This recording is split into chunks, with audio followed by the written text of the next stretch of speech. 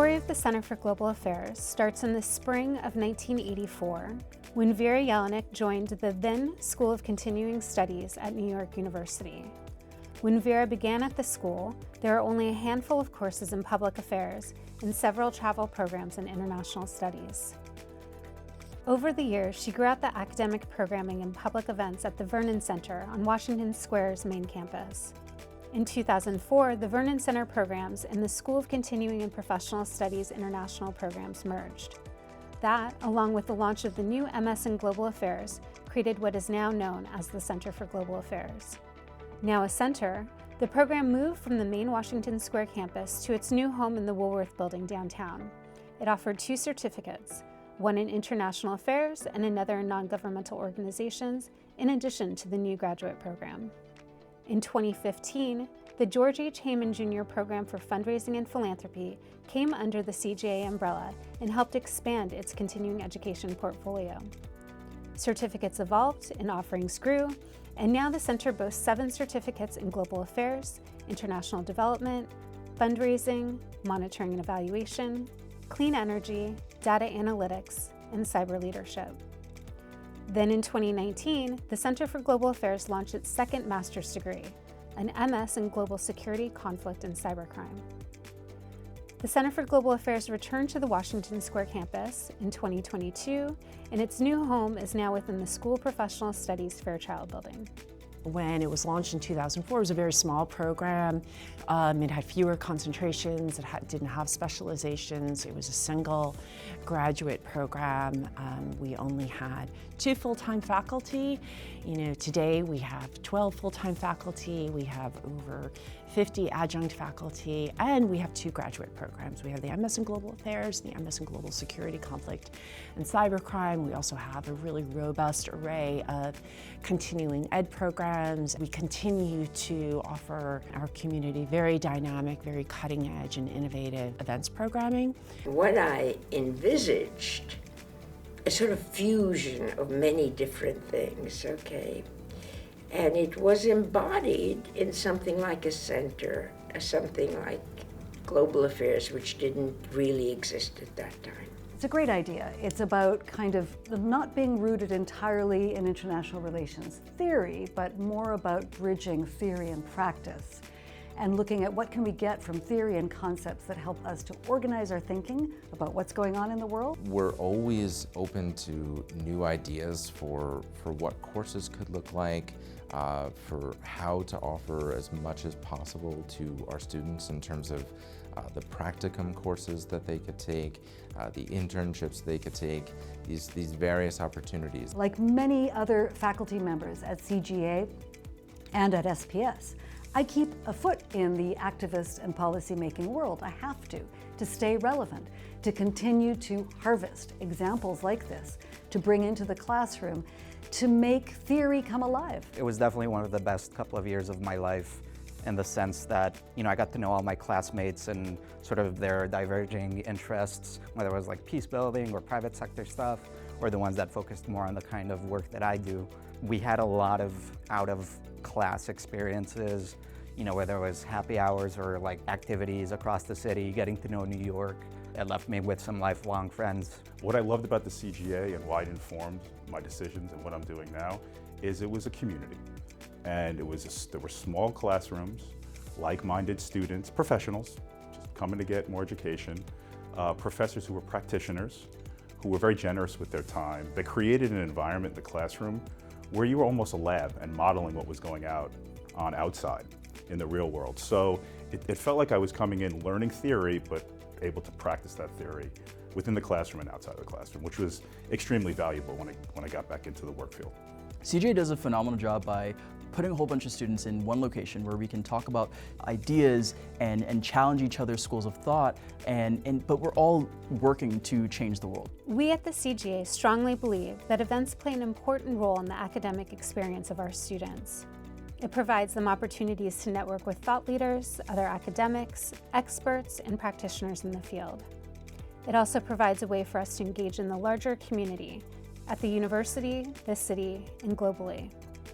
From small roundtables to large events featuring heads of state at the Kimmel Center, We continue to offer programming that really speaks to and draws upon what students are learning in the classroom.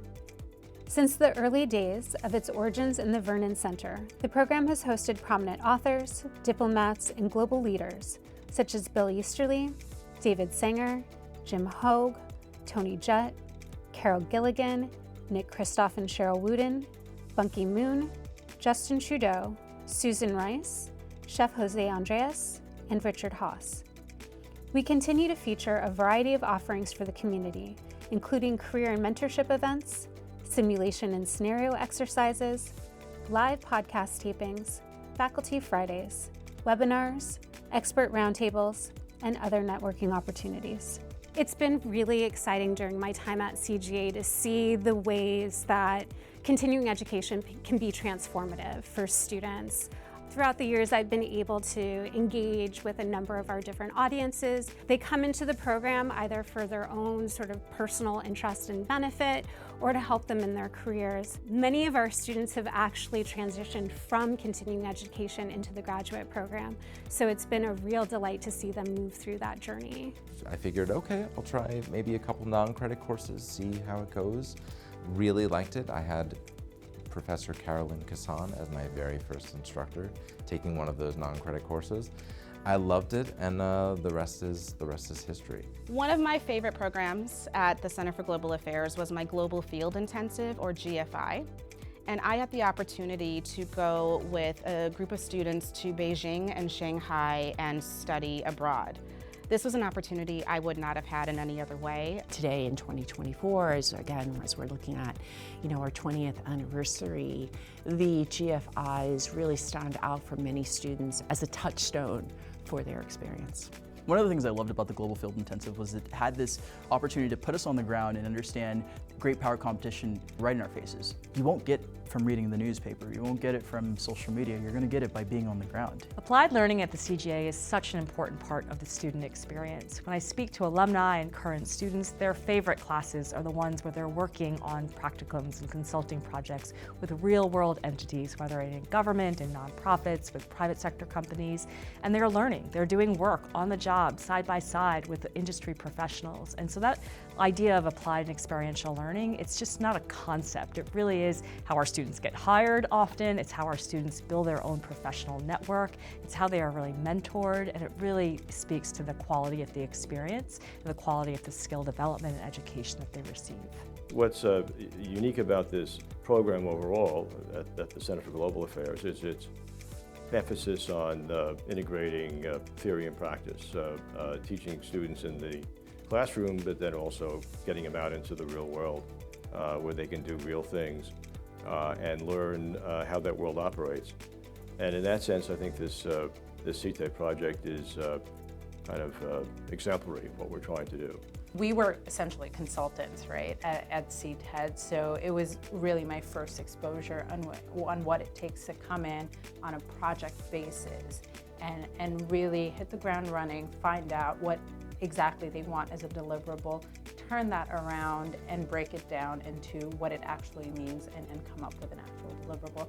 I think from a hard skill perspective, that's something that's very essential. When we found out that the UN used our work, it definitely felt very fulfilling, and it felt gratifying almost to have something that you worked so hard towards actually be recognized as part of a resolution. The CGA actually led me to my current role. I met my now boss, who is the executive director of the nonprofit I work at, CivLab, at the CGA, as he's an adjunct professor in the program, and taking his class was a really great way to get to know the nonprofit, the work he did, and also discover some alignment in what the nonprofit was seeking to achieve in terms of its mission and what I wanted to do. I took one course, I think it was called Energy, Environment and Resource Security with Professor Kassan, and changed my whole life, and now I have a career in energy. Right now, I have been graduated for 2 years, but still I come to alumni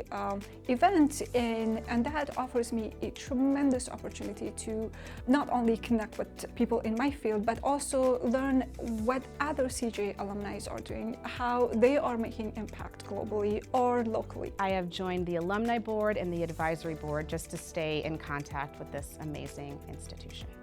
I can't think of any alumni that's not doing something extraordinarily interesting and impactful. To me, CGA being a family, that's the network that we work within. There are so many seemingly intractable global problems that we're facing these days. Frankly, a lot of the theoretical frameworks and the concepts that we've all been trained in are failing us. And there's a real need for innovative, out-of-the-box thinking, which I think CGA is really well positioned to provide the environment for. I'm so excited about the future for the CGA.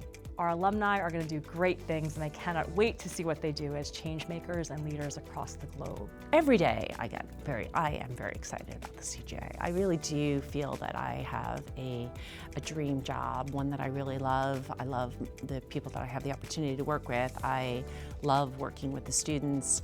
So what I am most excited about is sort of seeing where the CGA goes. I think, again, there's not a day that I have been part of the CGA where I've ever been bored. It is exciting to see both our sort of faculty grow. It's exciting to see that, how we are adding new programs. Over the next, 5 years, we'll have a new master's program. We'll have potentially 2 new master's programs. We'll have new CE offerings. We'll have new certificates. We will be, offering a different array of events. And we're gonna have each semester we have some new students kind of who add and contribute to our community in different ways. So one thing that I always tell students at orientation is to be open to surprise. And so I always say, wherever you are as you sit in orientation, in 6 months, in a year, when you're getting ready to graduate from the CGA, you will look back at a whole series of surprises that you have experienced that you can't imagine now. And I kind of hold on to that I'm kind of very excited about the surprises that await us. And I'd like to believe that they will be very positive surprises in terms of how we continue to evolve and grow and continue to thrive.